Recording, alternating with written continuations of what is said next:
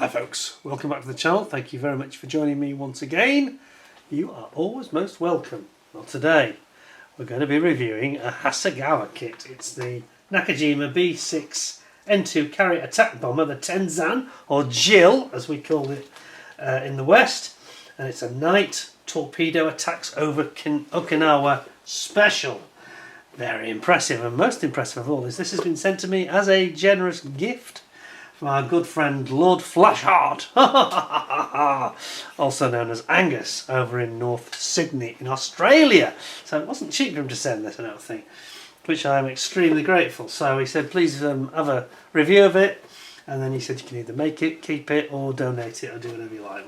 Well, I'll have a think about that. Let's have a look. Depends on how good it is.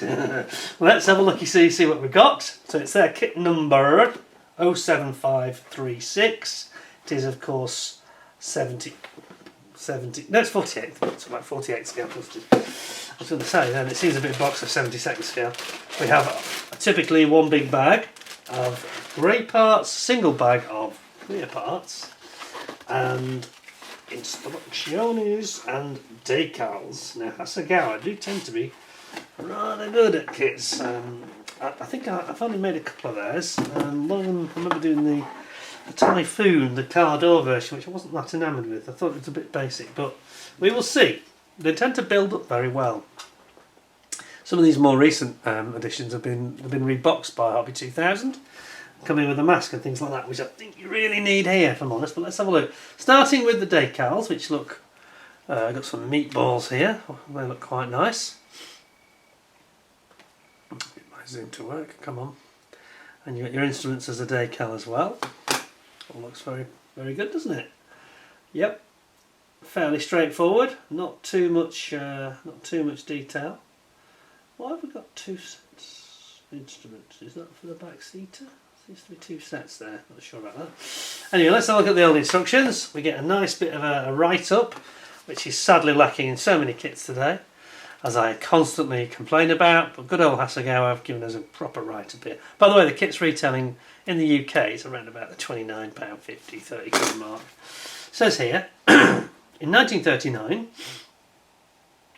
the Japanese Imperial Navy placed an order with Nakajima for construction of a prototype known as the Model C-14, carrier-based attack aircraft, with the intention that a design, if successful, will go into production and replace the ageing 97 attack planes.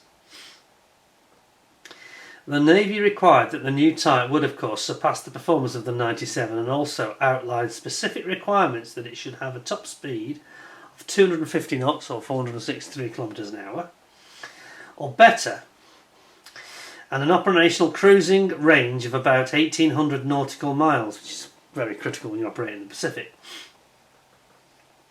and be powered by an engine with an output in the range of about 1500 horsepower, which is quite a lot. You know, the top Spitfires, you know, with their Merlin engines, that is, were just over 1700 horsepower, weren't they? While Navy officials suggested that Nakajima go with the Kaisei or Mars power plant already in production at Mitsubishi, Nakajima insisted that in order to meet the steep requirements the Navy's original prototype criteria had set, the more powerful Mamori Guardian engine, still in development at the time of these negotiations, would be better suited to the design, and this proposal was accepted. The enormous engine, horsepower and bulky airframe, 1850 horsepower, it's really powerful. It's like a Griffin engine, isn't it? Maybe not quite a Griffin, no, it's a little bit less than a Griffin, but it's still a lot though, isn't it? It's more than a Spitfire anyway with a Merlin engine, that's for sure. So it's got a proper honking great engine. What does that compares with the Corsair, doesn't it? It's similar. Anyway, it goes on to say it has a bulky airframe, and the engine was bigger than anything that the Japanese had in their arsenal at the time, and required various special designs in order for the aircraft to meet the specs. These included Japan's first all-metal construction, four-bladed propeller, airframe configuration to match the size of the Imperial Navy aircraft elevators, the ramps, the lifts, a frontally canted rudder stroke horizontal stabiliser, Okay. And an engine cooling system air intake that would not interfere with the torpedo ordnance loads. They managed that then. Did it to one side? I think it is. It looks like it does interfere with it. It must be to one side. We'll get into that in a minute. And he goes on to say, in short, it seemed that the complicated requirements of the design made for many frustrating hours on the drawing boards for Nakajima engineers. Moreover, the end to more modifications was not to come soon. So they carried on modifying it. The excess weight of the design's airframe required the installation of Fowler flaps to allow the plane to make carrier landings. Other problems included Fowler flaps, big flaps. Other problems included the teething pains of the just completed Memori engine and an alarming tendency for the aircraft to ground loop on takeoff. Oh God, doesn't sound too good, does it? Takeoffs and landings which required the horizontal stabiliser to be shifted to the left as an expediency measure. The horizontal stabiliser to be shifted left, so it's not central. How bizarre. Something's not right here, is it? Anyway, all these modifications and headaches led to significant delays in the design being put in production, and the Tenzan Type 11 was not officially adopted until August 1943, seeing service in the Battle of Bougainville in November of that year. Subsequently, the problematic Memori engine was dropped in favour of the more dependable but slightly weaker Kasai power plant in the Tenzan Type 12 design, which was officially adopted in March of 1944. Gosh, that's late. You don't want to go weaker in 1944. That's going in the wrong direction, surely. Approximately 1,200 of these aircraft models were supplied during the war, but it can be said that the design never lived up to even half of the capabilities that were desired. Plagued as it was by engine problems and other factors that postpones its frontline debut. Oh dear. It's almost a tale of woe, this one, isn't it? Crew of 3. 3, okay. Wingspan 14.9 metres. It's big, isn't it? 7.1 with them folded. Gosh. Weight fully loaded 5.2 tonnes. Top speed 481 kilometres. Wow. It gives a few variations, which you won't go into because there's a lot of technical detail there. Right, so let's have a look. Okay, so we've got fold out instructions. Now, as I say, Hasegawa tend to be fairly straightforward to assemble. They're usually not overly complicated. What we have here is we start off very logically with your instruments, building up your cockpit and your instrumentation the front instrument bulkhead. Then you've got your seats going in there. There's a bulkhead between the pilot and the I think it's basically the bomb aimer, really, the bomber navigator, and then there's a gunner at the back. So you're going to assemble all that and bring all these seats in together. And then we are going to, I like the fact they've got some English here, which helps, which you don't always get in some other kits from Japan, like Bandai. A very vertical canted tailplane. It's going to be interesting to see what about this angle of the tailplane. If it's angled off to the left, or it's moved to the left, or angled to the left. It's very interesting. And then you're going to bring that in. You're going to put your guns in for the gunner, the rear gunner. Bringing in your cockpit assembly, having done all the side panels here. You've got all the side panels you're going to paint in. Rear gunner's position here, mounting for the guns, twin guns. Then you've got your, you've got inner and outer, so you can have it in the folded position, or you can have them extended wings, that's cool. Then you're going to build up your troublesome engine. And then you've got to put in all of your... Oh, there's some polycaps, I think they are. They've got some sort of polycaps. So it looks like there's a few things here that are going to be moving. I think the undercarriage is one of them, and maybe the flaps, and certainly the wings. So, then we've got this non-fouling air intake we talked about. Building up your gear, main gear legs, which looks like it's got weight on wheels style, which is cool. Torpedo assembly, complete with looks like wooden baffles on the back for shallow harbours, a la Pearl Harbor. Although this is too late for Pearl Harbor, obviously. And then you've got the installation of the torpedo going in there, your spinner and your prop. And then you've got your outer wings meeting the inner wings, and you've got to choose between having them extended or folded here. If you would like to look to the left or the right, front view, front view, front view. I'll show the front view twice. It's a bit confusing.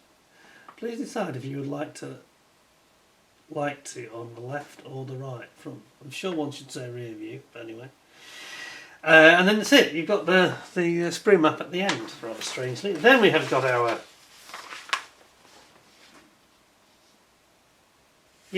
So what they did, I can just make it out here. Actually, it's not easy to see, but they just canted the tailplane. They angled it slightly. Can you see? I don't think you can make it out here. They just slightly angled it to the left. It's not moved over to the left as such. It's more the angle it's at. It must be a torque related issue, mustn't it, really? It's not quite straight. It's not quite in the central position. It's just got a couple of degrees angle to it. I mean, it's a big old thing, isn't it? It looks quite a mighty proposition, does this. Look at it. Look at this. This big long bomber, basically, three crew in line. Well, there we have it. So, interesting aircraft. Rather troubled aircraft by the sound of it. I'm not sure this was ever going to win the war for the Japanese Navy. But we shall see what the plastic's like. Let's have a look at it. Now, we've got these little polycaps and things, so let's have a look at this clear part. Get my knife. Which bit shall we do? We'll get this end. Print that off, and let's have a look at the clear parts. Well, they're not the clearest I've ever seen, I've got to say, by modern standards. I don't think there's a date on this kit. I didn't actually check before I looked into it. 2024, really? Is that right? I thought it was older than that. Okay. Interesting. I've got a feeling that the tooling's older than that. It sort of gives it away when you look closely. Have a look at this. Let's disturb our view. There we go. Yeah, it's not the clearest, sort of brightest looking clear parts that we've ever seen, I don't think. Yeah. A little bit frosty almost, if I'm honest. Especially on this side, you see that? It looks a bit sort of pearlescent almost. The moulding's good. Nothing wrong with the moulding, just doesn't look modern, does it? Actually, it's quite frosty and a bit. Although the mould wasn't very clean somehow, or very smooth, perhaps. I'm not sure I really like that. I have to be careful what I say because I've been given this as a gift, so anything I say has got nothing to do with my gratitude for the item. I'm purely judging it on merit. Okay. Then we've got these little sort of strange sort of rubber polycaps, which are really to do with the folding bits like the wing and what have you. I'll just zoom back a bit more. Yeah, I'm a little bit taken aback by that because that doesn't look like a 2024 model to me. I'm pretty sure it's older than that.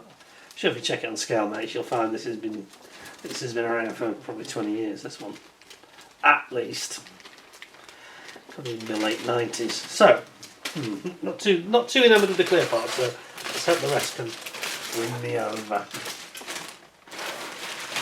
I should probably have my straight edge for this. Never mind. I'll manage. Just try not to slash myself. Let's have a look then. What's we got? Oh no, this looks nice. Okay. This tail thing is very strange. It's got this canted tail. Now this looks typical Hasegawa. Very clean, reasonably sharp moulding. Sometimes they can be a little bit a little bit soft, which I thought was the case with that Tempest, Typhoon, sorry. The Cardor Typhoon wasn't all that enamoured with that one. This looks a lot nicer. Got some really sharp details here. These spoiler brakes, dive brakes, which are really important because it's quite heavy. Only way to slow it down to get it on a carrier, quite frankly. Then we've got the fuselage, which is pretty long. Sort of goes on and on and on, doesn't it? But it's nicely got nice panel lines, all very evenly done. Some nice detail on it as well. Can you see that? Quite crisp, actually. It's not soft at all, this one. And certainly in terms of that, the cockpit side, with all the instruments and the radio gears and things, that's really lovely the way they've done that.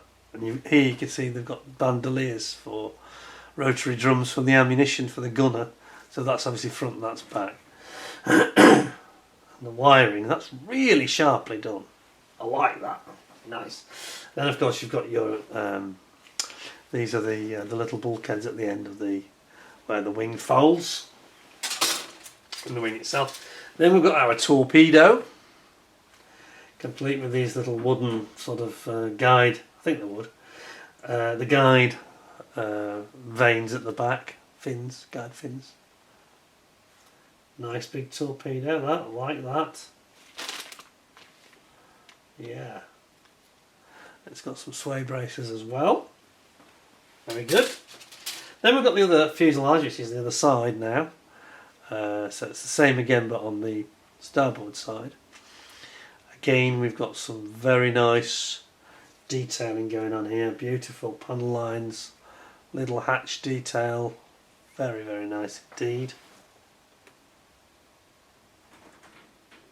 So I'm just trying to get a little bit more light. My battery's fading, I think, on my lamp. Needs recharging. And then again, we've got more of this, more detail of the cockpit side on the opposite side.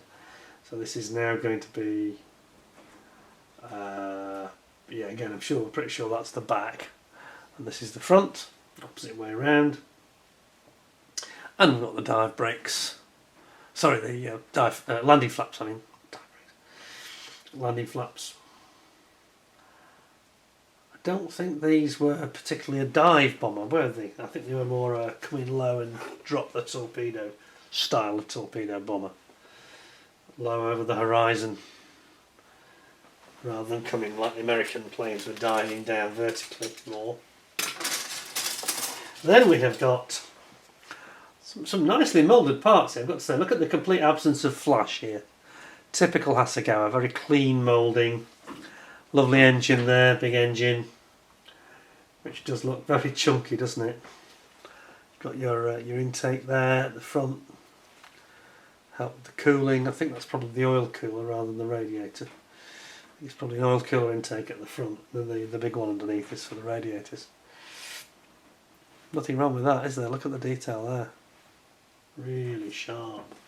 All the sort of access panels on the cowling. Very well picked out indeed. And then you've got the main front cowling here. Nicely moulded and nicely protected in the design as well. Then we've got all sorts of odds and sods. We've got little radio antennas. We've got the machine guns for the gunner. One of the two machine guns. In fact, this sprue, I think, is kind of repeated. It is. Two identical sprues of this. Identical. So it's got sway braces there. You've got not sure what that is actually. You've got weight on wheels quite clearly. That's nice. No name on the tyres or anything like that, but no, it's very clean and simple. Very nice indeed. Then we have got, oh, that's definitely moved in transit, I think. Got how spinner has moved. Spinner in the back plate. And then you've got the various struts. Just a hint of flash there, I've got to say. Although it's mainly on the actual sprue, not the part. One of the seats. Here is your big intake we talked about. Not quite sure what they meant about it not fouling, because you look at the artwork, it looks like it really is fouling, doesn't it? Wouldn't you say? It's, you know, they perhaps should have put it at the side more, which is what I thought they had done. And then we have got all the cockpit floor here,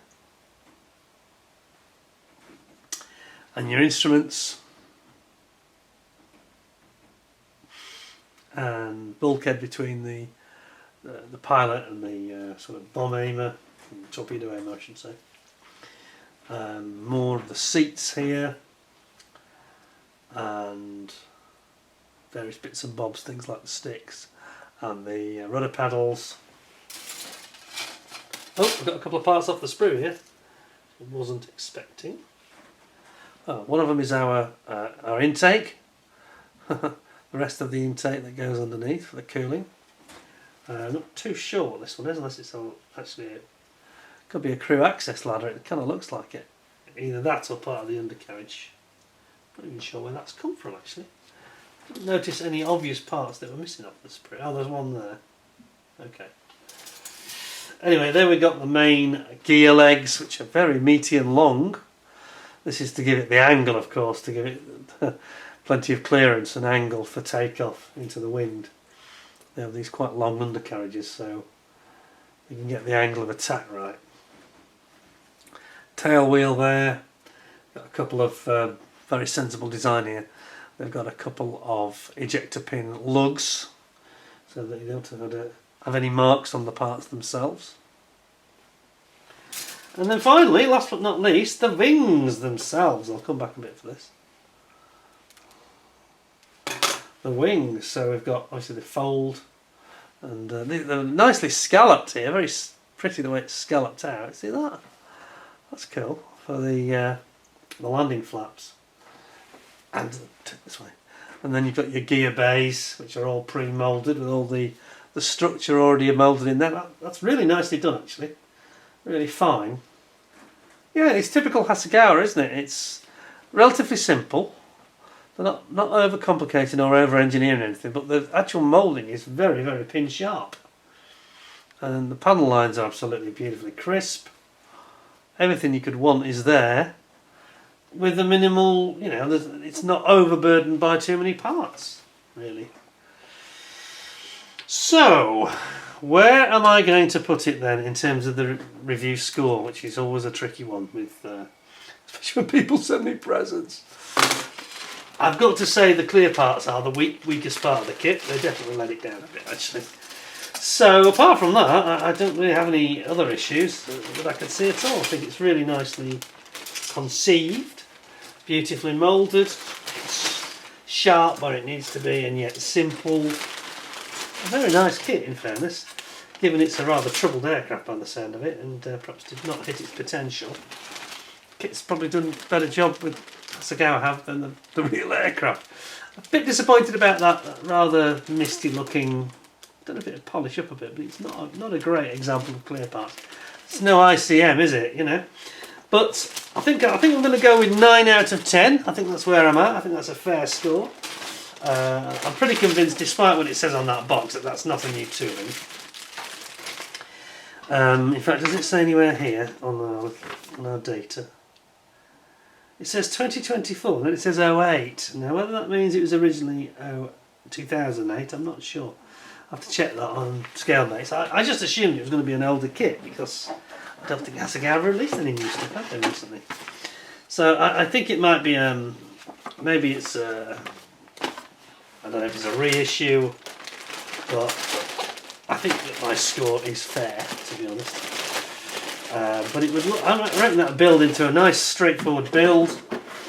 No great issues to put it together there that I can see at all. And what's that? Is that something I need? I think it is actually. I've lost a little tiny part there that actually is needed. Get that resealed in there, I think. Looks like some sort of control. Don't want to lose anything. I'm going to chuck it away thinking it was a bit of flash, but it isn't. 9 out of 10. Nice kit. Good history. They've made an effort. Just let down Max Clear Parts, really. But thank you very much to Angus, Lord Flashheart, I should have my moustache for that now.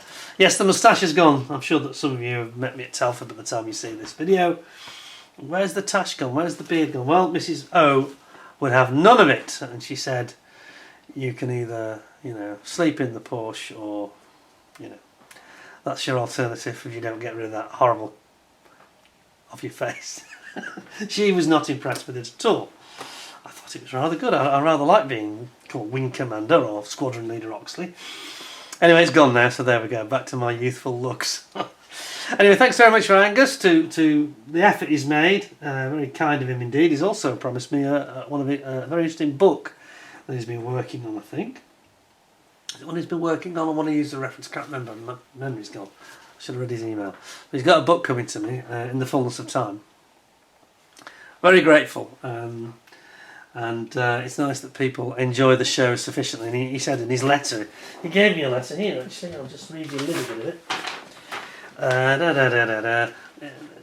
The name Tenzan, by the way, means heavenly mountain in Japanese. The Jill bomber, and he says, a bit basic by the standards of ICM or Zukibura, but quite a nice kit, agree. Mark Fragile. And he says, I hope you enjoy it and do the review. Keep up your superb presentations, which I always look forward to, even the tanks, which I couldn't make if I tried.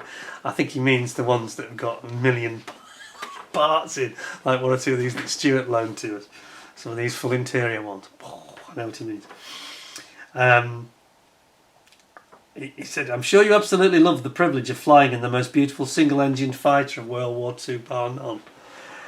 Yes, I did. Thank you very much. You've probably seen over just behind me, there's my flight certificate there, and my badge from the Spitfire flight. So yeah, I've come down to earth a bit now, but I thought it's fitting that that's in the background just to remind people that I've actually been there and flown in a warbird. Anyway, thank you very much to Angus. It was very kind of him to send that indeed, and he made a lot of effort, and he wrote me a nice letter as well. And I'll look forward to hearing more from him in the near future. Hope he enjoys the review. So it's actually quite a nice kit. They always are, though. I think you can always build a Hasegawa without any great hassle. It's not like kinetic. There might be areas where you want to finesse it a bit more, and it needs a mask set. That would be a good subject for Hobby 2000 to actually do in the future, and add the mask set and perhaps a little bit of photo etch, or perhaps even some clear parts. Anyway, thanks a lot for that. Hope you enjoyed the show. I thought it was interesting. Till next time, stay well, stay safe, keep your eyes peeled, because we've got these some nice kits from ICM coming up very shortly, and they need all the help they can get at the moment, so I shall be helping promote their product as much as I can after their very tough summer that they've had. So watch out for those, something to look forward to, including the Hamden, which is the one everybody's waiting for this year. And don't go too far. In the meantime, till I'll see you again, stay well, stay safe. Thank you very much for watching, appreciate your time. Until next time, take care of yourselves, and bye for now.